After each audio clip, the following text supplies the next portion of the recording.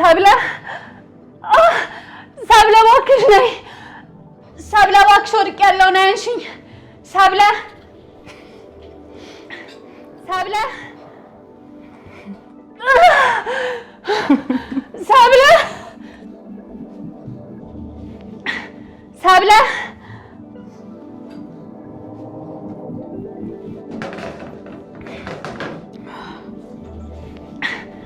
ተመስገን ጌታዬ፣ የዕለት እንጀራዬን የሰጠኸኝ።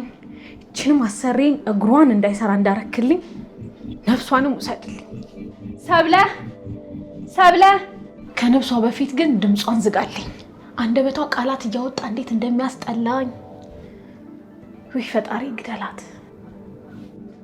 ውይ የኔ እመቤት ምን ሆንሽብኝ? ምን ሆንሽ? ወይኔ እስኪ ምን ሆንሽ የኔ እመቤት?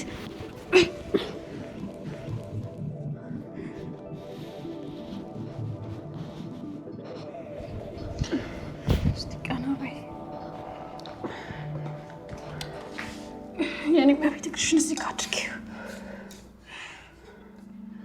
ቆይ ለምንድን ነው ይሄን ሁላ ሰዓት ስጠራሽ የማትሰሚው? ጠርተሽኝ ነበር እንዴ የኔ እመቤት? አዎ ጉሮሮዬ እስከሚደርቅ ድረስ ስጣራ ነበር። አንቺ ግን አልሰማሽኝም። ቆይ ምን ሆነሽ ነው? ምን አጋጥሞሽ ነው? እቃ እያጠብኩ ነበር የኔ እመቤት። ታውቂያለሽ ደግሞ ስራ ስሰራ መዝሙር መስማት እወዳለሁ። ጆሮዬ ላይ ኤርፎን አድርጌ ስጠሪኝ አልሰማሁሽም። አይ መዝሙር እየሰማሽ ከሆነ እንኳን ምን ችግር የለውም። አዎ መዝሙር እየሰማሁ ነበረ። የሰው ልጅ ለስጋው ብቻ ሳይሆን ለነፍሱ ማሰብ አለበት። ለነፍሱ ምግብ የሚሆን መዝሙር እየሰማሁ ነው ስራ መስራት የምወደው የኔ እመቤት። እውነትሽን ነው። መንፈሳዊ መሆን በጣም ጥሩ ነው። ግዴታ ነው እንጂ የኔ እመቤት። ሁላችንም ዞረን ዞረን ከእሷ እናመልጥም። መልካም ስራን ሰርቶ ነፍስን ማስደሰት ወደ ፈጣሪ መሄድ ነው እንጂ ወደ ሌላማ ምን አለን? ሰብልዬ ካላስቸገርኩሽ አንድ ነገር ታደርጊልኛለሽ? በደስታ የኔ እመቤት። ለአንቺ ህይወቴንም ስጪ ብባል እሰጣለሁ። ምን ላድርግልሽ? በጸሎትሽ አስቢኝ። ልክ ስትጸልይ ጽናትንም ድጋሚ በእግሮቿ እንድትራመድ አድርጋት ብለሽ በደንብ ጸልይልኝሽ። ውይ የኔ እመቤት ባትነግሪኝስ? ይሄ እኮ የሌት ተቀን ስራዬ ነው። ባትነግሪኝ መጸለይ አይቀርም። ደግሞም አምናለሁኝ ፈጣሪ ይዘገያል እንጂ አሰሬን በእግሯ ቆማ እንደምትሄድ እንደሚያደርጋት ከልቤ ነው ማምነው።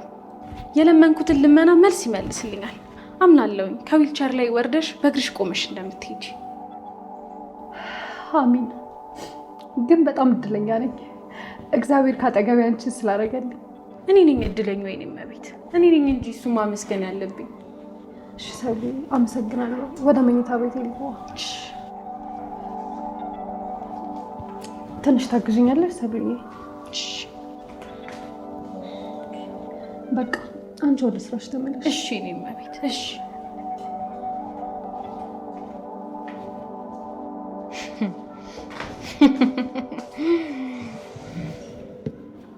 እንኳን እግርሽ ይቅርና ይህንን ዊልቸርሽን መገፊበት እጆችሽን ሽባ እንዲያረጉ ነው የምጸልየው።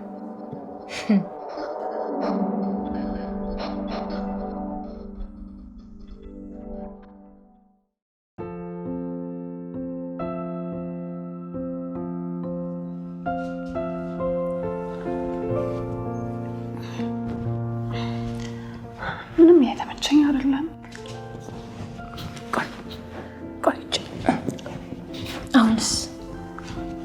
አሁንስ የኔ እመቤት ደግሞ በረከት ከመጣ ቀስቅሽኝ። እሺ ልቀስቅስሽ የኔ እመቤት? አዎ ላገኘው እፈልጋለሁ። በጣም ናፍቆኛል። ደግሞ ምሳማ ብሬው መብላት እፈልጋለሁ። እሺ አሁን ተኝ። ባለቤትሽ ሲመጣ ቀሰቅስሻለሁ። ረፍት አድርጊ። እንዴት ዋላችሁ? እንዴት ዋልክ በረከት? ይቅርታ በረከት፣ ጽናት እንዳለች ትንሽ ስለደከመኝ ማረፍ ፈልጋለሁ አትቀስቅሰኝ ብላለች። እሺ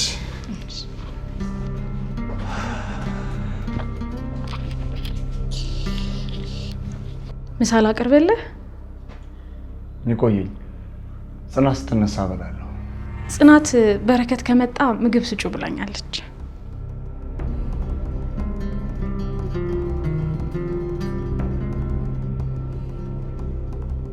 ያለ እሷ ምግብ እንደማልበላ ታውቃለች። እንዴት ብቻውን ስጩ ትላለች? አላቅም። እኔም እኮ ባለቤትሽ ካላንቺ ምግብ መብላት አይወድም እንዴት አቅርቢለት ትኛለሽ ብያት ነበር። እሷ ግን እሱን ከምጠብቀው ብተኛ ነው የሚሻለው አለች። ምናልባት ራሷን አሟት ይሆን?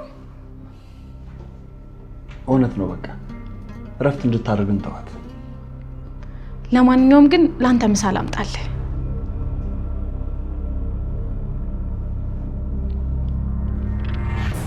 ይቅርብ። እና ምሳ ሳትበላ ወደ ስራ ልትሄድ ነው? ያለ ጽናት ምግብ እንደማይበላልኝ ታውቂያለሽ። ምግቡስ ከጉሮሮ እንዴት ነው የሚወርደው? ይቅርታ አድርግልኝና በረከት፣ ልቤ ውስጥ ያለውን ነገር ልንገርህ። ንገሪ። ምሳ ሳትበላ መሄድ ጽናት እንድታዝን ነው የሚያደርጋት። ለምን? እሷ እረፍት ላርግ ብላ መተኛቷን ላንተ ምሳ ላለመብላት ጾምን ለመዋል ምክንያት እንደሆነ ስታውቅ በጣም ታዝናለች። እሷ እንዳታዝን የምትፈልግ ከሆነ ብትበላ ነው የሚሻለክ። ልክ ብለሻል። ግን እሷ እስከምትነሳ ድረስ እኔ ስራዬን ጨርሼ መጥቼ ያኔ አብረን እንበላለን። እርግጠኛ ነህ ግን አሁን ብትበላ ይሻልህም? በኋላ ተርበህ ስትሰራ እንዳትጎዳ። ችግር የለውም ሰብለ፣ ስላሰብሽልኝ ግን አመሰግናለሁ። ላንተ ያልታሰበ ለማን ይታሰባል? በረከት በጣም ጎበዝ ነህ፣ ቻይ ነህ። ሚስትህ አደጋ ከደረሰባት ቀን ጀምሮ ሰለቸኝ ደከመኝ ሳትል እስካሁን ድረስ ቤትህን እያስተዳደርክ ነው። ግዴታዬን ነው እየተወጣሁ ያለሁት። ማን እንደዚህ ያደርጋል በዚህ ዘመን? ይህ ዘመን እኮ የክፋት የተንኮል ዘመን ነው። ማን እንዳንተ ያደርጋል? ባል በዚህ ዘመን ባለቤቱ ከነሙሉ ጤንነቷ ካልሆነ አይፈልጋትም። አንተ ግን ሚስቴን ሳገባት በደግም በክፉም አብሬያት ልሆን ነው።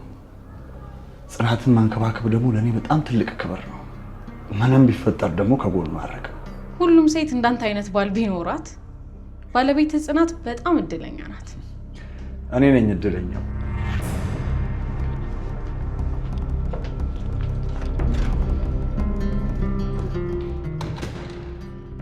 በዚህም አለ በዚህ በቅርቡ በእጅ አስገባሃል።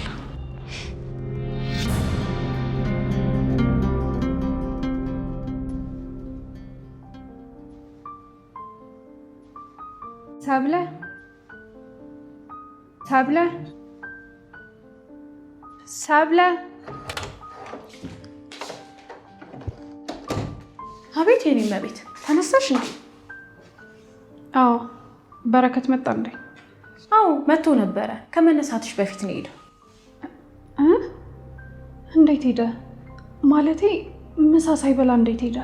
በልቶ ነው ሄደው የኔ መቤት። በረከት ያለኔ ምሳ በላ? አዎ እኔም በጣም ነው የገረመኝ። እርቦት ነበር መሰለኝ። እንደመጣ ምሳ አቅርቢልኝ ብሎ በፍጥነት ነው በልቶ ሄደው።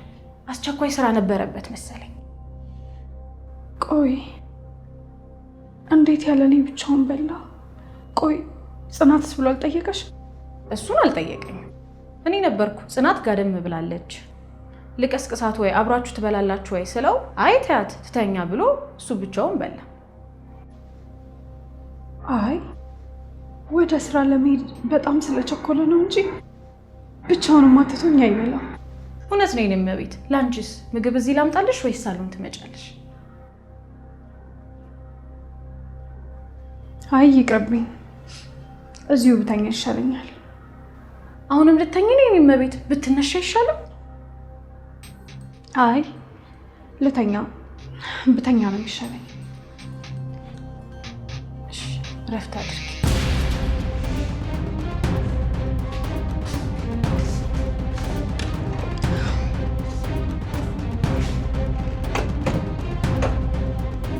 ሰውና ሰው ማባላት እንዴት ደስ ይላል። ባዶ አንጀቷን ጥቅል ብላ ተኛች።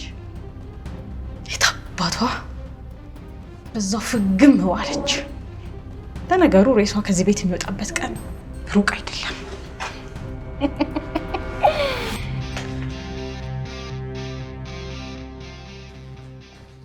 ሰብለ እንዴት ዋልሽ? በረከት አለ እንዴ? የለም። ምን ልትሰራ መጣ? ምን ማለት ነው? ምን ልትሰራ መጣ? ሚዜውን ኩለት ጓደኛዬ ቤት መምጣት አልችልም እንዴ? ሚዜ ስለሆነ አብሮ አደገህ አይደለም ማወራው። የማወራውን ስለማወራው ታውቀዋለህ። ገባኝ። ለምን እንደተናደድሽብኝ? ሰሞኑ እዚህ ቤት ስለጠፋው ማለት? ኧረ እባክህ ያንተ መጥፋት እኔን የሚያስቀይመኝ ይመስላል? እንደውም በጣም ነው የምደሰተው። ምን ነው ልሂድ? አትፈልጊኝ? አዎ ላይ አልፈልግም። ማን ነበር ስምህ? አዳነ።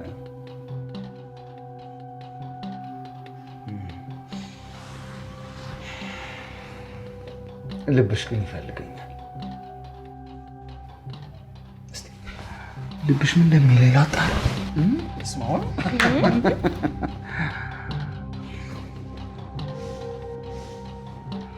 አየሽ፣ ልብሽ ግን እኔን እያለ ነው። ልቀቀኝ፣ ልቀቀኝ። አለቅሽም ሰብልዬ። ምን አስበሽ ነው? በዛብህ በናፍቆቷ እንዲቀጠል ብሎ ሊፈነዳ ደርሶ ሰብለ ልቀቀኝ ትላለች እንዴ? ልትል አትችልም እኮ። የራስ ጉዳይ። እኔ አልናፈከኝም። ውሸት ውሸት። እስቲ እውነት እኔ ካልናፈኩሽ አይናኝን እያየሽ አዳነ ሞት አልናፈከኝም በይ። አልናፈኩሽም? ናፍቀኛል እኮ። ክፉ ልማድ አስለምደኝ ትጠፋለህ። በጣም ጨካኝ ነህ፣ ክፉ ነህ።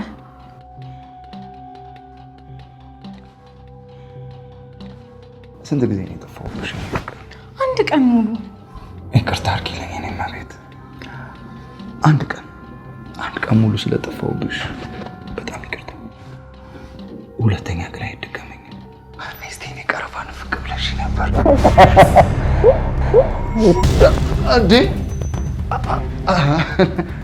እንዴ? ጽናት እንዴት ነሽ? ደህና ነሽ ወይ? እኔ እኮ ልጠይቅሽ ስመጣ ተኝተሻል። እንዴት ነው ያልሽው? ደህና ነሽ? ቁጭ ብዬ እየዋልኩም ግን ይደክመኛል። ታረጊዋለሽ። ፈጣሪ ያመጣውን እኮ አሜን ብሎ መቀበል ነው ጽናቴ። ተቀብያለሁ። ወዴት ነው ታዲያ? በረንዳ ላይ ንፋስ ልቀበል ብዬ ነው። መቼም ብቻህን ብተውህ እዚህ አታዝንብኝም አይደል? ኧረ እንዴ በፍጹም እንዴት አዝንብሻለሁ? ያው የእናንተ ቤት የኔ ቤት አይደል እንዴ? ቤቴ እኮ ነው። ሰብሊ አልጋውን አንጥፈሽ ስጨርሺ ላዲ ቡና አፍሊለት። እሺ እኔ በረንዳ ላይ ንፋስ ተቀብዬ ልምጣ። እሺ እሺ።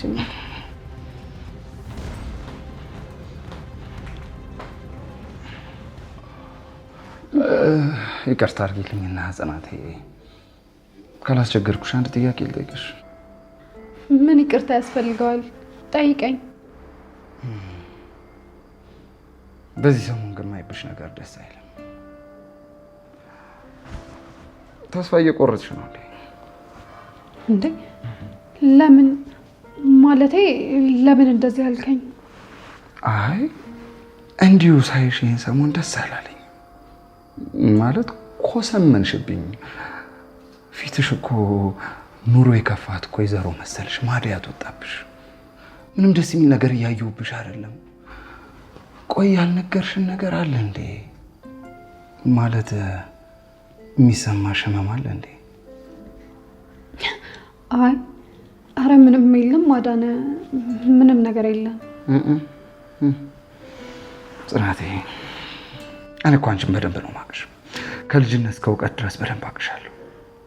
ስሜትሽን መደበቃችን ውስጥሽ ላይ የማይሆነ ችግር አለ። ያለ ምክንያት እንዲህ ልትሆኛች። አረ በፍጹም አዲ፣ ምንም መጥፎ ነገር የለም። እኔ በጣም ደህና ነኝ። እሺ መናገር ካልፈለግሽ አላስገድድሽም። ገና አንዳንድ ነገሮችን መንገር ትችያለሽ ለኔ። ማለት እንደ ቤተሰብ እንደ ወንድም ካየሽ። አታስብ አዲ፣ ምንም ነገር ቢፈጠር ሳልነግራችሁ አልቀርም። ከጎን የሆናችሁ የምታስቡልኝ ሰዎች እናንተ አላችሁልኝ። ኦኬ እሺ። ግን ደግሞ አንዳንዴ እኮ ለባል ማይነገር ሚስጥር አለ። ማለቴ ስለምትወጂው ስለምታስቢለት፣ ከዛ አንጻር አይነገርም። አደይ፣ እኔ ምንም አይነት ነገር ቢፈጠር ለባሌ ከመናገር ወደኋላ ምል ሴት አይደለሁም። አታስብ። ተይው በቃ ተረጋጊ። እኔ እኮ ላስጨንቅሽ አይደለም ጽናቴ። እንደ አለ አይደለ ያው ጓደኛዬ ማለት የኔ ጉዳይ ነው። ስለዚህ የኔ ጉዳይ ስለሆነ ድንገት የተፈጠረ ችግር ካለ እንድታማክሪኝ ላማክርሽ ከማለት ነው እንጂ ሌላ ለመናገር ፈልጌ አይደለም። ሶሪ ካስጨነቅኩሽ። አዎ አንተማ ለኔ ብለህ ነው። በጣም ይገባኛል አደይ፣ በጣም አመሰግናለሁ። እሺ ግን እኔ ምንም አይነት የውስጥ ህመም የለብኝም። ያው ከወገቤ በታች ፓራላይዝ ሆኜ ከመቀመጤ ውጭ። አይዞሽ ጽናቴ፣ ይህም ቢሆን እኮ ይድናል። አለመራመድ ማለት ደግሞ አለመኖር መቻል ማለት አይደለም። ህይወት ፍጻሜ አይደለም። ብዙዎች አሉ እኮ መራመድ ማይችሉ። አይዞሽ። እሺ አደይ።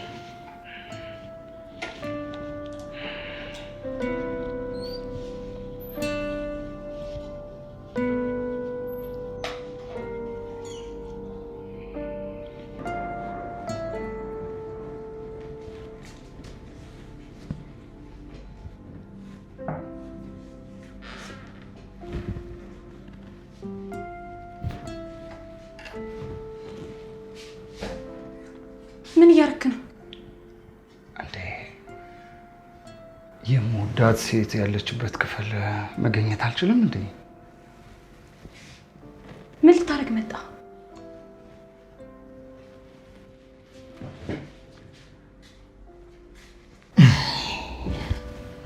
ምን መሰለሽ፣ ሚዜውን ኩለት ጓደኛዬ ያልመለሰው ትልቅ ውለታ አለ። ውለታውን የምታስመልሰው ሰራተኛውን በገዛ አልጋው ላይ ይዘህ በመተኛት ነው? አዎ፣ ያልመለሰውን ዕዳ ለማስመለስ የምሰራው ስራ አለ። ምን ነው አታግዥኝ? እኔ ቆንጆ። አይሆንም። የሰው መኝታ ቤት ውስጥ ነው፣ ነውር ነው፣ ደስ አይልም።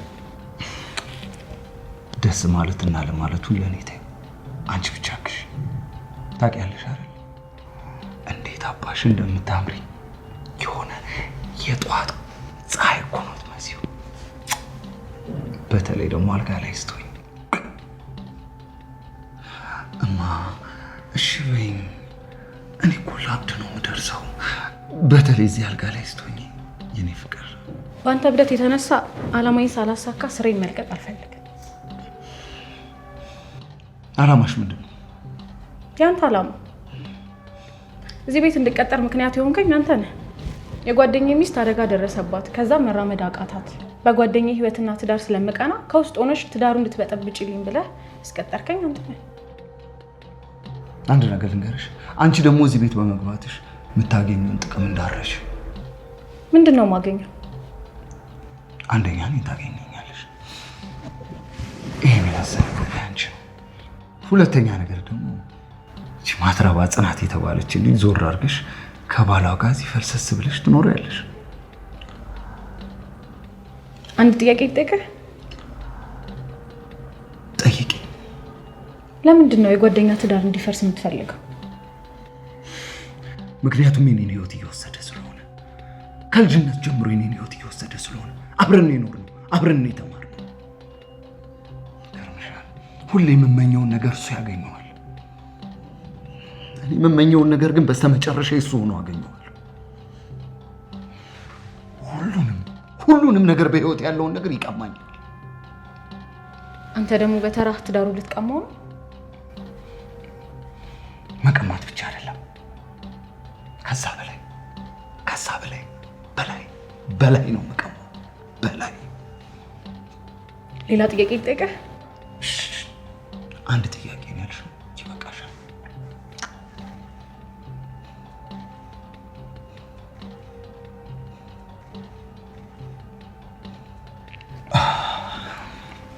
እሺ ጠይቂኝ። አንቺን እምቢ ማለት ይከብዳል። እሺ ጠይቂኝ። የኔ ጦር ማስቲካ ምንድን ነው? ጽናትን ትወዳት ነበር? አዎ፣ ትምህርት ቤት እያለን በጣም ወዳት ነበር። በጣም። ግን ምን ያደርጋል፣ ይሄ ሰይጣን እያለ እንዴት ይሳካል?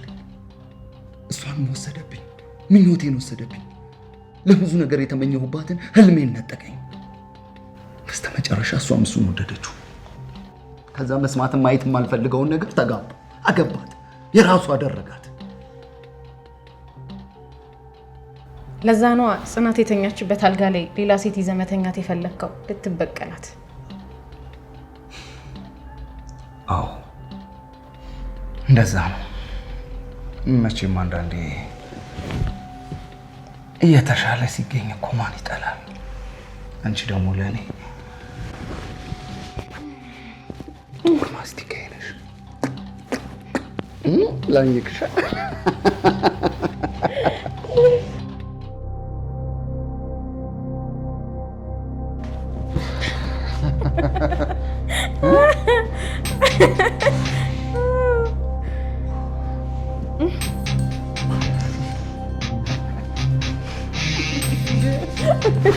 Ha ha ha ha ha!